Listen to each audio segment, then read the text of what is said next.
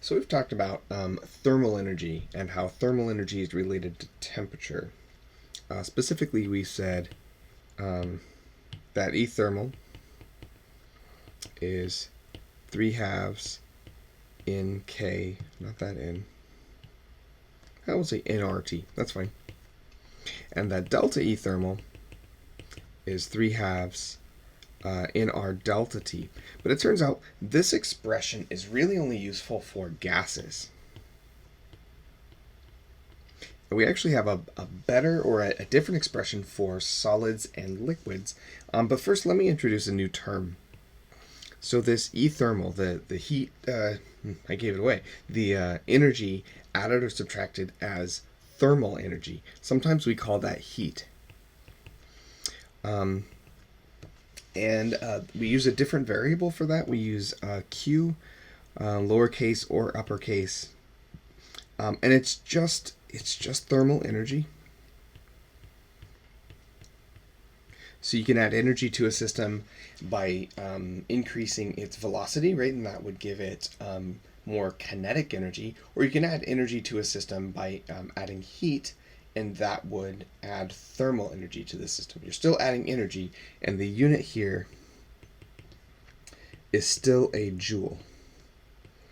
All right, although for heat, often we think about other units like BTUs, which is a British thermal unit, or calories. And in fact, calories and calories are different. All right, this calorie is related to increasing the temperature of water 1 degree, and this calorie is 1,000 of these calories, and it's related to what's in food. But again, they're all just energies. So energy is energy is energy. At least the units are. Okay, so we have heat. And I told you there's another expression for changing the temperature of solids and liquids, and that is this expression.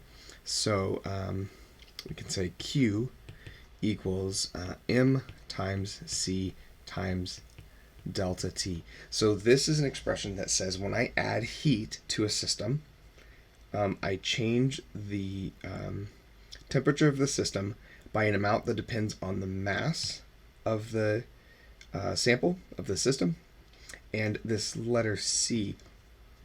And this letter C is the specific heat. It's the specific heat of that material, and that is material specific. Okay, and that's different from what we had for gases, right? And for gases, it didn't matter what it was as long as we could add thermal energy to in molecules, and we would get an increase in temperature.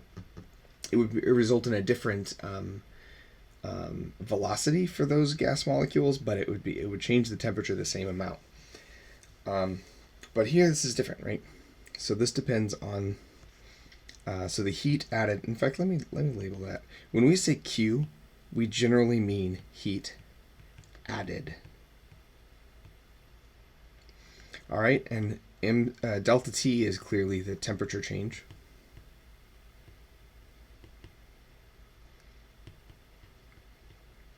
And that means when delta T is negative, the heat added is also negative. So negative heat added is actually heat removed, right? But again, when we say Q, we generally mean heat added to the system. Okay, so specific heat here. Specific heat is the amount of energy that you have to add to change the temperature of a system by I guess you could say the temperature of 1 kilogram of the system 1 degree. Right, so the unit for this guy ought to be joules per kilogram Kelvin. Yeah, so if you had 1 kilogram and we're trying to change it 1 degree, the specific heat would be exactly the amount of energy you have to add to make that happen. Okay, and there are a list of these. Again, this is specific to a material. So let's look at the list of these. There's a table of these in the lecture handout.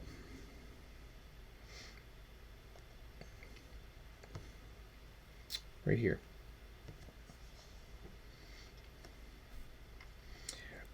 So specific heats. And we've got aluminum, beryllium, cadmium, copper. So those are all metals. Ethyl alcohol, there's a liquid. Germanium is a metal. Glass is not a metal. It's a solid. Generally an oxide. Human tissue. That's interesting, right? Ice. So this is interesting. The specific heat for ice and for water are different. There's ice and there's water. Same chemical, different form, right? Water has more degrees of freedom because ice is a solid. Water has more degrees of freedom, so you have to add more energy to it because the water's not just translating; it's also rotating, right? I want you to see here that water has a very high heat capacity, right? Or a very high specific heat. And that means water can take a lot of energy and not change temperature very much. Whereas if you look at, say, copper or cadmium here, those have very low heat capacities, which means if you add just a little bit of heat, they change their temperature quite a bit, right? Also means they don't hold a lot of heat, so they give off that heat pretty quickly. So let's just do an example. So alligators. Of course we're going to do an example with alligators. Of course we are. So alligators and other reptiles don't use enough metabolic energy to keep their body temperatures constant. They cool off at night and must warm up in the day, right? So they're cold-blooded, obviously. So suppose we have a 300 kilogram alligator with an early morning temperature of 25 degrees Celsius, absorbing the sun's rays at a rate of 1200 watts. The question is, how long will it take the alligator to heat up to 30 degrees? Okay, so let's gather some information here.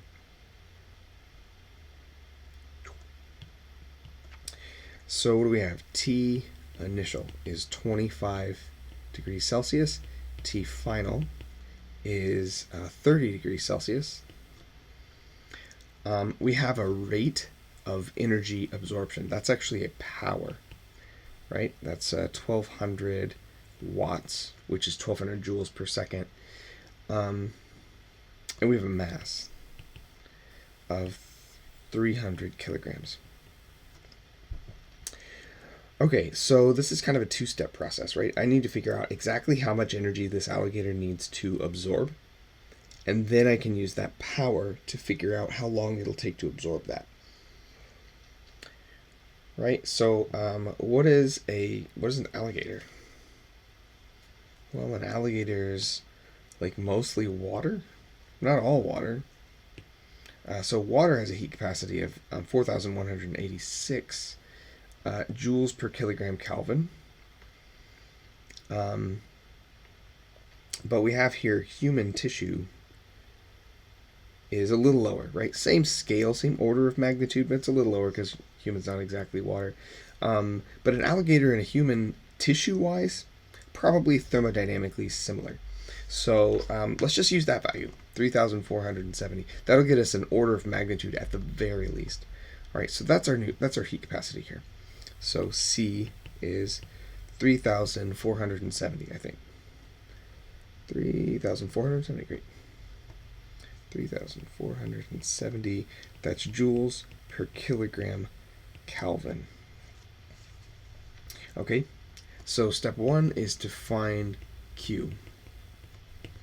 Right, so there's an equation, right? It's Q equals M times C times delta T. By the way, I've used the term specific heat and the term heat capacity. Specific heat is this value.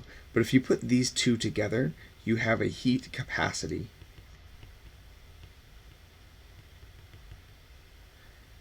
All right, so Specific heat is a material's property.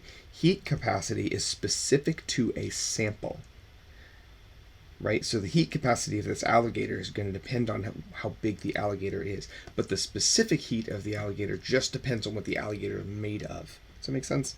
Okay. So just so you see, there is a difference between those two words. They mean different things. Okay, so I have the mass, I have the specific heat, I have a temperature change, so I can solve for this Q. Right, so let's plug this in. That's 300 kilograms times 3470 joules per kilogram Kelvin times delta T, which is 30 minus 25. And I will remind you, since this is a delta T, the delta T is the same in Kelvin as it is in Celsius. So it's 5 Kelvin or 5 Celsius. Either way, it's 5, right? And it's going to cancel out that Kelvin downstairs. So if I do that math, I get...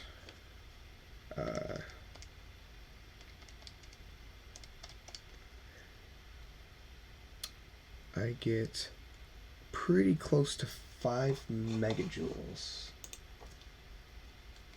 Yeah, 5.205 times 10 to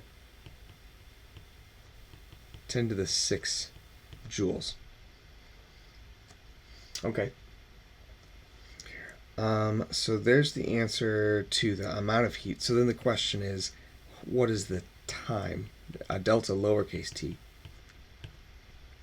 Right? And again, remember that power is energy absorbed in a certain amount of time.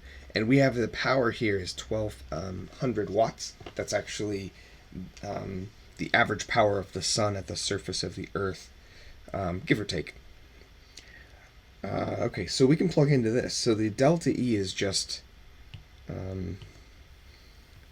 this number, and power we have. So just plugging in, right?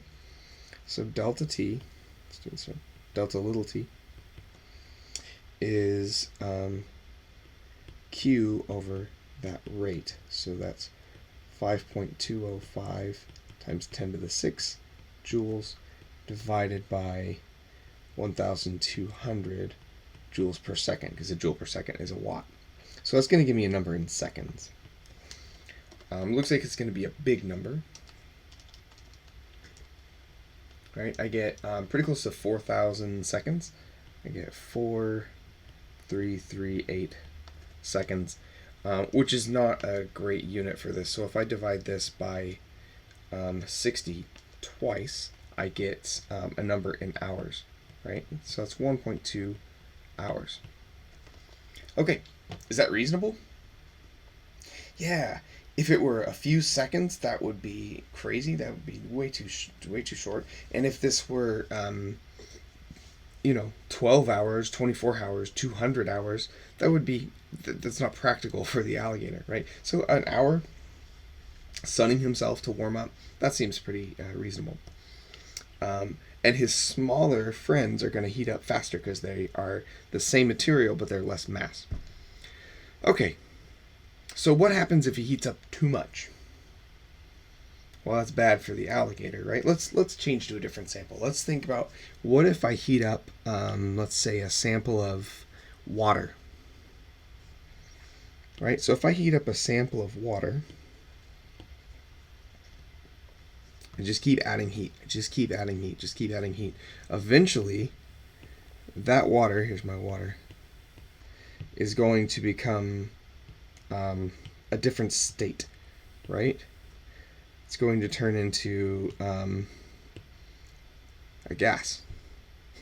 So there's liquid to gas. So that's a different thing. So when I add heat to a system, I can increase its temperature, but I can also change its state. And when I change something's state, it's still taking heat, but it's a different kind of process, right? And so the heat that goes into changing state does not change temperature. All right, think of it this way. Liquid water is semi-bound together, right? But gaseous water, meaning steam, is it's a gas, and the molecules aren't bound together at all. It's even easier to think about when you think about solid water. So that's ice, right? Solid water is definitely bound, and when you add heat to this, it melts, right? So we could say, let's add some heat. We're adding heat up here too, and it'll become liquid. There's my liquid. And if I keep adding heat, it'll become that gas again. So two things to know about this. One, when the phase transition happens again, the temperature doesn't change. But two, this phase transition only happens at specific temperatures, right? And you know that already. You know that that ice melts at 0 degrees Celsius and water boils at 100 degrees Celsius. Pure water and pure ice, right? So we can quantify the heat of transformation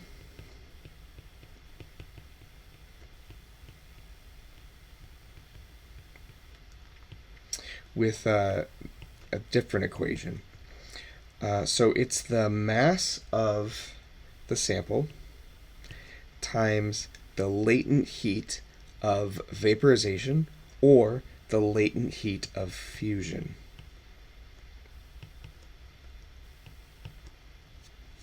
All right, and the latent heat of vaporization, this expression is for boiling. And the latent heat of fusion is for freezing.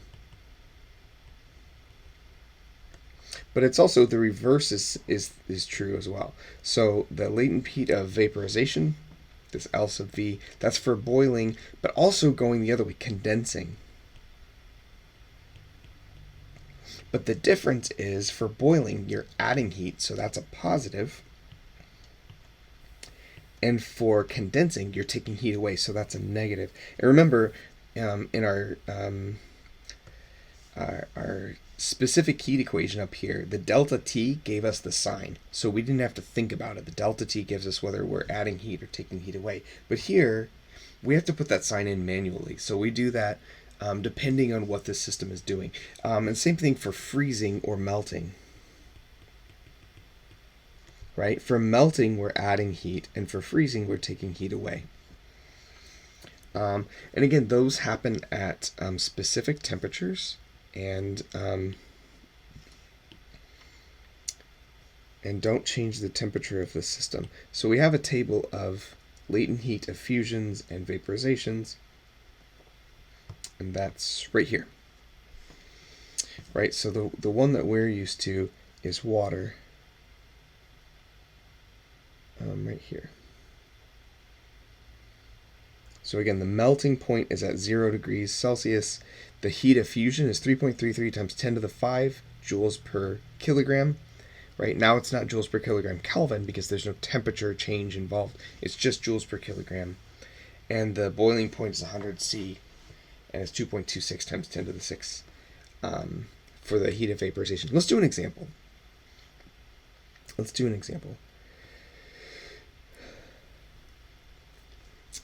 So example 2 says, how much heat must be removed from 100 grams of steam, initially at 100 degrees Celsius, to make it room temperature water? So we have, so let's draw a picture. How do you draw a picture of this? There's my steam. And it's at 100 degrees Celsius. And I want to make that steam into... there's water at 20 degrees Celsius. That's what I want to do. So, can you picture that? So what do I have to do? Well, first I have to make the 100 degree steam into 100 degree water, right? I have to condense the steam, and then I have to cool the condensed steam to 20 degrees C. So I actually need to add an in-between step here. So let's move that over here. and say, first I have to condense the water and make it 100 degree water, and then I can cool that water down. Again, those are two separate processes. So let's call those Q1 and Q2. So here's Q1 and here's Q2. And in fact, we're removing Q1 and Q2. Those should both be negative. So the total energy is going to be both of those, right? Q1 and Q2. So let's solve for those independently. So Q1 is, again, condensing steam to water. So that's going to be the mass times the latent heat of vaporization. Again, we're not actually vaporizing, we're condensing, but the energy consideration is the same. It's just backwards. So I know this is negative, so I have to put the sign in specifically, right? I have to put the sign in manually. So let's do that math. The mass here is 100 grams, so it's 0.1 grams, times the latent heat of vaporization, which for water is this value right here, right? I kind of wrote over that. 2.26 times 10 to the 6. So let's put that in there. 2.26 times 10 to the 6 joules per kilogram. So what I get is 0.226 times 10 to the 6. Let's write that out in its full length. That's just 226,000 joules. And again, Q2 now that it's liquid, I just have to cool it down. So that's MC delta T. So what do I need? I need the heat capacity of that sample. Now, I know this started as steam, but I actually need the heat capacity of liquid water, because that's what it is now, right? So the heat capacity of liquid water, that was up here. That's this guy, 4,186 joules per kilogram Kelvin, or kilogram degree Celsius. Again, because it's a delta T, it's the same thing. So we'll put the mass in, 0.1 kilograms times 4,180 joules per kilogram Kelvin times that delta temperature. So it's T final, which is 20, minus T initial, which is 100. So that's a negative 80 inside of here. And again, because it's a delta T, negative 80 degrees Celsius, it should actually be Celsius degrees, and negative 80 Kelvin, same thing, because it's a change, not an absolute. So if you do that math, you get, is it 4,280 or 4,290? 4,186. 4,100. You know what? Let's round that up to 4,190. There. Beautiful. Okay, so if I do this, the number I end up with is 33,520. So 33520 joules. So that means the total, so there's one, there's two. So the total energy, let's say Q net, is Q1 plus Q2. If you add those together, you get minus 259,520 joules. Okay. So I want to point out two things about this. One, at least two things. One, you have to think about this stepwise, right? Two, it took a lot more energy to change the state of this water than it did to change the temperature, right? We cooled this down from 100 degrees, from boiling to room temperature, and it was a little over 10% of what it took to just change the state, right? And this is why steam, even at the same temperature as boiling water, the steam is a lot more dangerous, right? It's, again, almost 10 times as much energy. So if you're, say, that energy were dumped into your skin, I'd rather have the boiling water than the steam. So we'll see all sorts of things we can do with this in the future.